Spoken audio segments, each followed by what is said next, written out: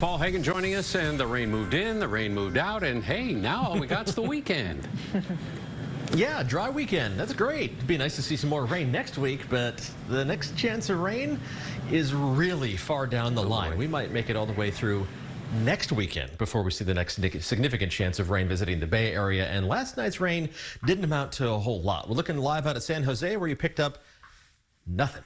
Not even a trace. A trace of rainfall recorded at Hayward. Big winners in the North Bay, but just over 2/10 of an inch of rain in Santa Rosa, which is about what we expected. And under the numbers in the range of what we expected. Just under 1/10 of an inch in Novato, otherwise a few hundredths of an inch of rainfall.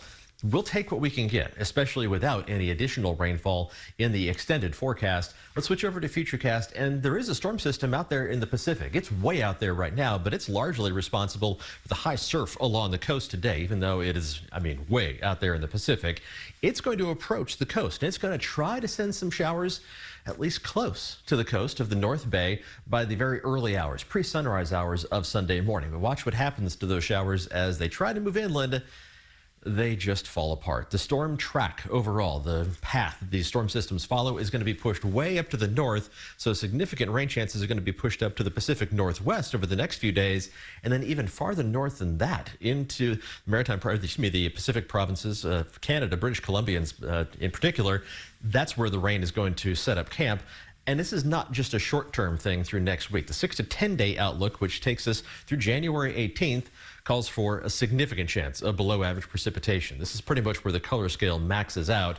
We look farther beyond that, all the way through January 22nd, and it's the same story. Significant chance of below average precipitation over the next 2 weeks. So this goes well beyond the scale of the 7-day forecast. Right now, looking outside, at least it looks nice from Salesforce Tower, looking towards the East Bay. Temperatures running in the 50s, 51 degrees in Concord. Everybody else is in the mid-50s.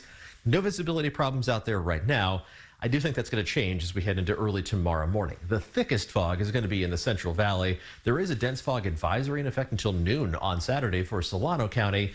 For the most part, we're going to be talking about noticeable fog. I don't think it's going to be as thick as it possibly could be for Bay Area standards, and it should dissipate quickly. By late morning, visibilities around the Bay Area should be heading in the right direction. Still some high clouds overhead filtering the sunshine, but otherwise looks like a pretty nice day overall. Temperatures are going to start off in the 30s inland, mostly low to mid 40s around the Bay. Typical territory for early January.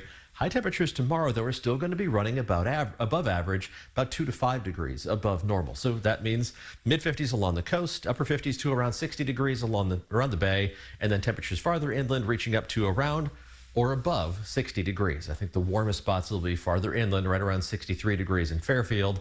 But normal temperatures are in the mid to upper 50s, so we are going to be above that, if just by a little bit. And the really warm air, a little farther down the line in the 7-day forecast. Not much change to day-to-day temperatures Saturday, Sunday, Monday, and Tuesday. Just a little bit of wiggling around here and there. But then there's that big warm-up into the mid to upper 60s. Wednesday and Thursday, Friday inland.